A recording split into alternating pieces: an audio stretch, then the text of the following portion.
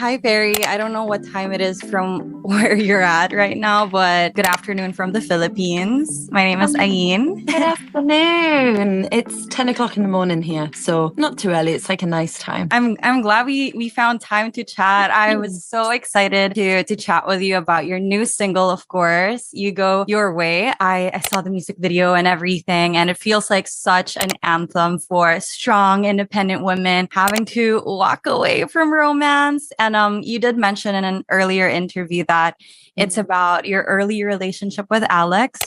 So could you tell us more about that? Like how did that come to be and what did it feel like having to say, you go your way, I'll go mine? Basically, how the song came about was I was in a studio writing for my album, and I was working with a producer, an amazing songwriter and vocalist called Joy Anonymous. And he had this song, and he kind of said, like, I wrote this song a long time ago.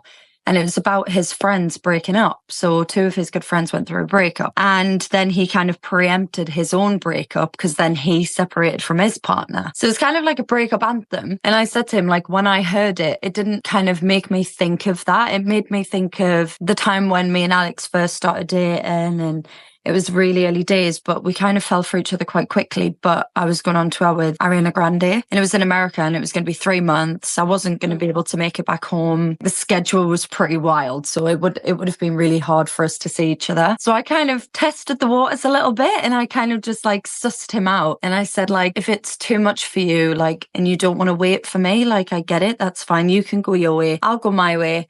And I think if we're meant to be together, we'll be together. So we should just let fate and like the universe decide. And Alex was like, absolutely not. And then it was there, and then he made me his girlfriend. So it was kind of like a cute moment, I think. But I was just kind of testing it out, seeing what he would say.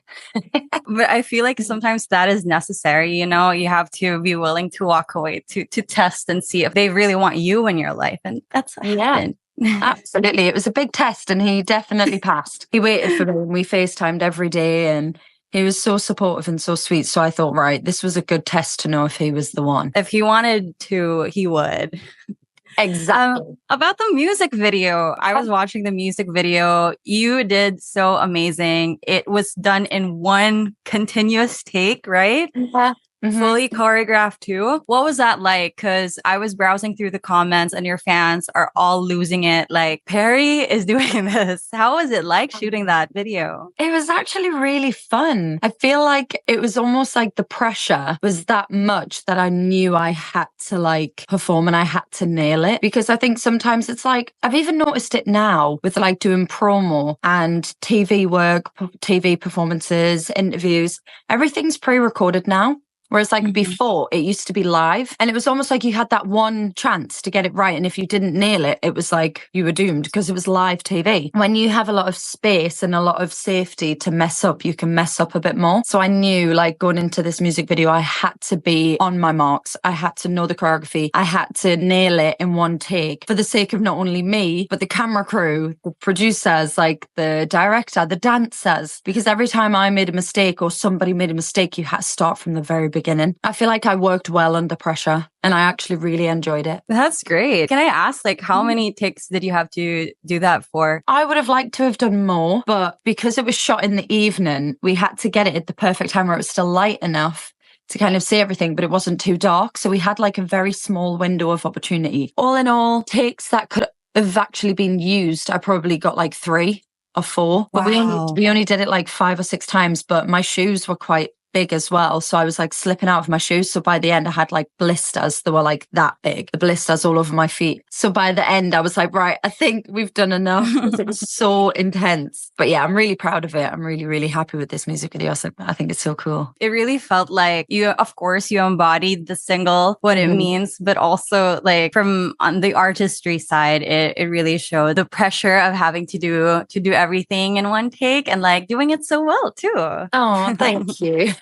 We're moving on to some self-love questions. Your single, You Go Your Way, like I said earlier, to me, it felt like an anthem for somebody who, you know, has the opportunity to walk away and let things happen, who has the confidence to do that. So we're doing a little self-love Q&A from fan questions.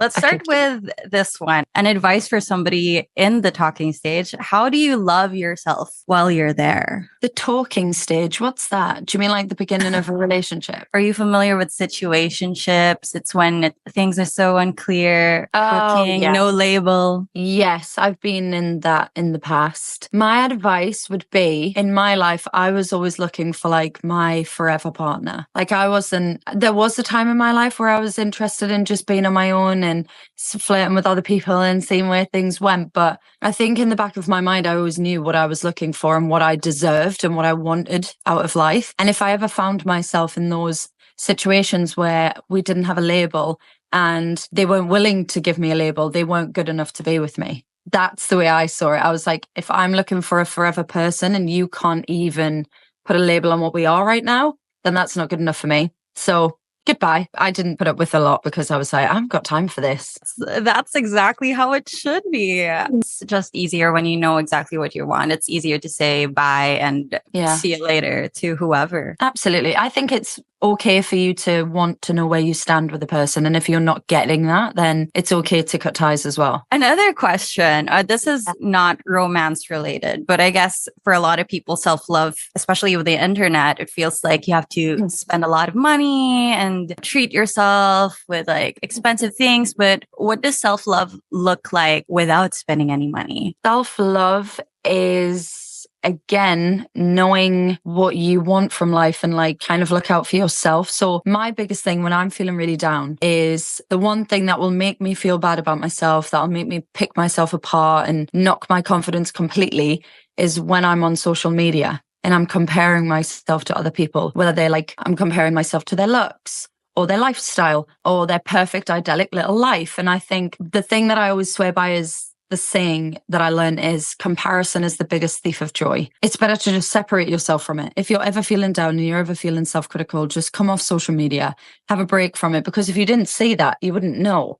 So if you were just living your everyday life with people around you, your friends, your family, and your loved ones, then you wouldn't feel the need to want for more, if that makes sense. That makes so much sense. Like sometimes I forget that it's as easy as turning off your Wi-Fi and giving yourself a break and learning to, appreciate like your organized books and stuff. Yeah, we find like happiness in like the more silly things in life, like the everyday stuff. And I think that's what's more important. Speaking of self-love and stepping back from social media, how do you now set boundaries to show love for yourself? Is there any tips that you have for our audience who maybe struggle with setting boundaries? Yeah, I think I have struggled with setting boundaries because it's not easy. I think setting boundaries is quite a difficult thing, but I think for me, I just always tell myself, like, just be kind, be a bit more understanding. I think whenever I'm like down on myself, I kind of think back to when I was a little girl and I was so self-critical and I didn't fit in because I was really freckly and I was very different and my name wasn't the same. And a lot of things growing up I had were very different to other people. And I think I'm just a bit more like gracious about it. I'm just nicer and kinder to myself because everybody else is quick to go out of their way to be critical about yourself. So if you're the person that's your cheerleader and you're like, no, you are these things, you're great, like you're brave, you're confident, you're kind, you're generous. I think just constantly reminding yourself of all the attributes that you have. Sometimes it's easier to be compassionate towards other people than it is to be with yourself. Yeah, so absolutely. It's definitely a hard thing to learn, but I think as soon as you learn it, you're like, oh, you can always count on yourself. You don't need validation from yourself. You need that from other people. So if you can just like give yourself validation and make yourself feel good, then that's all that matters really. Sometimes it's easy to forget, but thank you for the reminder. You're welcome. Now, going back to being in a relationship, another question that we got was, how do you foster self-love while being in a fully committed relationship? A lot of it can come with experience. I think a lot of it comes with age, experience, your past experiences with relationships, with people you've dated in the past.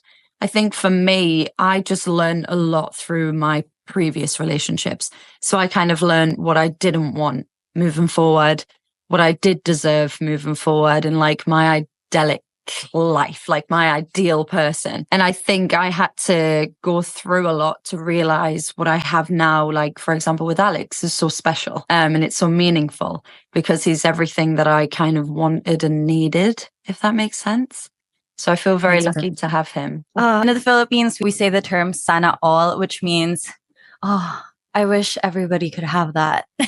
Sana all. Oh, sana all. That's really cute. I wish everybody could have an Alex. So sana all. Sana all indeed. All right. Last question for our girls who want to know when it's time to say, you go your way, I'll go mine. How do you know it's time to say that? I think it's time when you're not being appreciated, when you don't feel understood, when you don't feel loved, and when you don't feel like you're literally the best person in the whole world. You should be with somebody that makes you feel that way. And I think if you ever question yourself or doubt yourself or start looking for faults within, you're not with the right person. And I think somebody should bring out the best in you. And if they're not doing that, then it's time to say, you go your way, I'll go mine. Oh, I'm sending this to all my girlfriends who need a reminder. Yeah. I think when you know. Can we just get a quick message to your Filipino fans, especially those who are in that early stages and they want that power back? Anything you want to say to them? I absolutely adore my fans in the Philippines. You're just the most incredible, lovely, beautiful, loyal fans. And my advice to you would be, remember your worth, remember your power, remember to love yourself.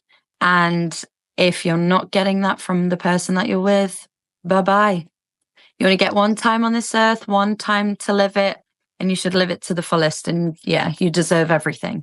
And I love you so much. So if somebody doesn't love you the same amount as much, what is that? What? If someone doesn't love you the amount that I love you, then they're not right. They're not good enough. Exactly. Setting the standard up here. Remember, guys, sana all Alex. Yes, sana all Alex. Absolutely. And sana all Perrie, actually. Let's start with that. Oh, I love that. Thank you so much for a lovely interview. It was really cute. I liked it. It's nice. Thank you too, Perrie. Yeah, I really wanted to get your insights. A lot of my followers too just need big sister advice. And I thought today you'd be the perfect person to give that. So thank you so much for your time. And thank you, Sony, for arranging this. Thank you so much. Have a lovely day or evening or whatever time it is. I don't remember. Yeah. But enjoy the rest of the day. You too. Have a good day, Perrie. Thank you.